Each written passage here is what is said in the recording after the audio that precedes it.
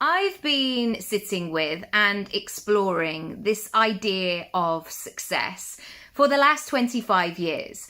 I really began my career at 18. I moved to London and it was not a walk in the park experience. I went to drama school and pretty much from day one, it was all about laying the foundations for your career. So it wasn't just like, oh, just go out and get drunk for the first couple of years and then cram in some exams. You really were being watched and observed and recommended or not from the first week.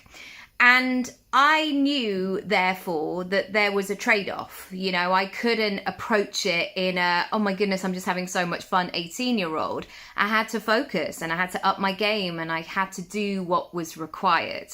And then over the last, say, 15 years since I qualified as a coach, I've helped so many people around the world really examine or even consider for the first time what their version of success is.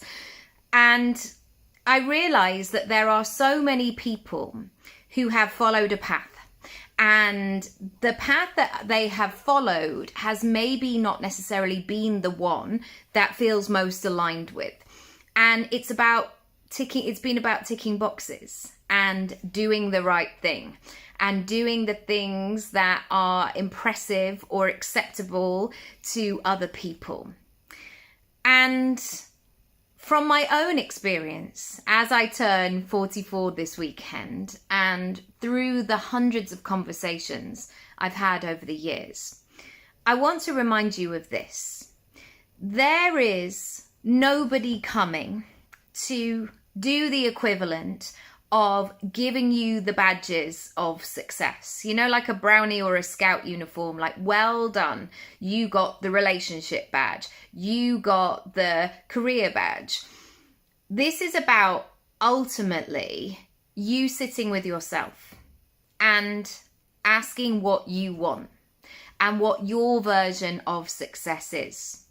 Because through those hundreds of conversations, I've met so many people who on the outside, they would say they are ticking all the boxes and they are successful. But on the inside, they don't know who they are.